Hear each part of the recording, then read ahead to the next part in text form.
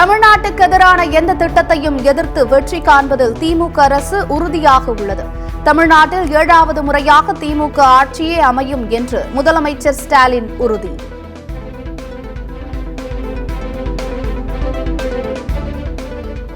Sir போன்றவர்களை ஆட்சியாளர்கள் காப்பாற்ற முனைவதால்தான் தமிழ்நாட்டில் பல சார்கள் குற்றங்களை நிகழ்த்துகின்றனர். எதிர்க்கட்சித் தலைவர் எடப்பாடி பழனிசாமி குற்றச்சாட்டு.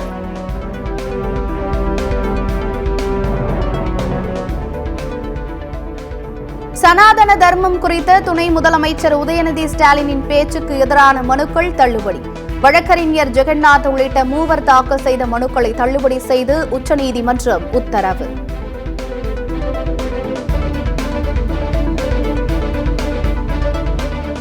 சென்னை திண்டிவனம் இடையே தேசிய நெடுஞ்சாலையில் அதிகரிக்கும் போக்குவரத்து நெரிசலை குறைக்க புதிய சாலை. கருங்குடி பூஞ்சேரி இடையே உள்ள 32 கிலோமீட்டருக்கு புதிய சாலை அமைக்க தமிழ்நாடு அரசு திட்டம்.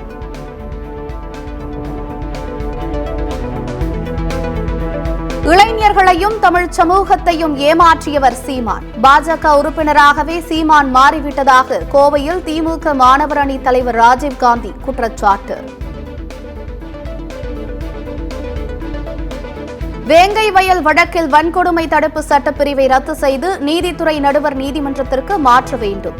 புதுக்கோட்டை வன்கொடுமை சிறப்பு நீதிமன்றத்தில் சிபிசிஐடி மனு தாக்கல்.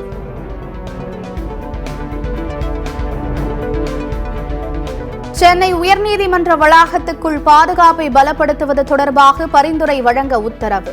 தமிழ்நாடு காவல்துறை, மத்திய தொழிலக பாதுகாப்பு படை, வழக்கறிஞர் சங்கத்துக்கு பரிந்துரைகள் வழங்க உத்தரவிட்டது சென்னை உயர்நீதிமன்றம்.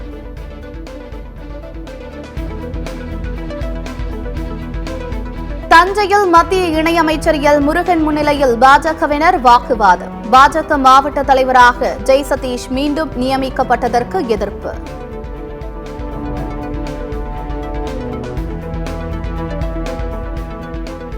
தமிழ்நாட்டில் ஜனவரி 30, 31 மற்றும் பிப்ரவரி 1ஆம் தேதியில் கனமழைக்கு வாய்ப்பு. சென்னையில் அடுத்த 2 நாட்களுக்கு அதிகாலை வேளையில் பனிமூட்டமாக இருக்கும்.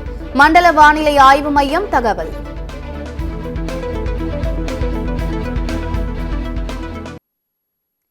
குன்னூர் மலைப்பாதையில் அரசு பேருந்து மின்கம்பத்தில் மோதி விபத்து. படுகாயமடைந்த ஓட்டுநர் உட்பட 9 பேர் மருத்துவமனையில் அனுமதி.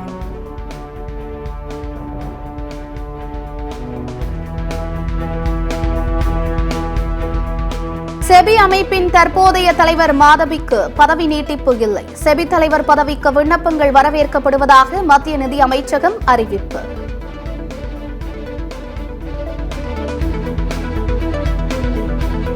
உத்தராகண்டில் எம்எல்ஏ அலுவலகம் முன் துப்பாக்கிச்சூடு நடத்திய சம்பவம். முன்னாள் எம்எல்ஏ பிரணவ் சாம்பியன் உட்பட 4 பேர் கைது.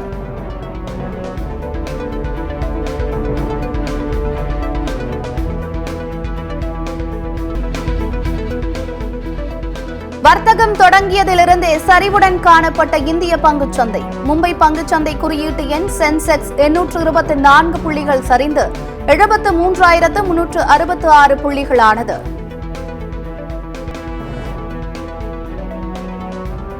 அரசியல் அமைப்பு குப்பை தொட்டியில் வீசப்பட்டுள்ளது. மணிப்பூர் காங்கிரஸ் எம்பி அங்கோம்சா அகோய்ஜாம் குற்றச்சாட்டு. புதுக்கோட்டை திருமயம் வட்டாட்சியர் புவியரசன் பணியிட மாற்றம். மாவட்ட ஆட்சியர் அருணா உத்தரவு. அரசியலமைப்பு சட்டம் மாற்றப்பட்டால் பிற்படுத்தப்பட்டோர் உள்பட அனைத்து பிரிவினரும் பாதிக்கப்படுவார்கள். மக்களவை எதிர்க்கட்சித் தலைவர் ராகுல் காந்தி எச்சரிக்கை. அமெரிக்காவிலிருந்து நாடு கடத்தப்பட்டவர்களை கொலம்பியா அரசு ஏற்றுக்கொண்டதன் எதிரொலி. கொலம்பியா மீது விதிக்கப்பட்டிருந்த ஏற்றுமதிக்கான வரி தடையை நீக்கியது அமெரிக்கா.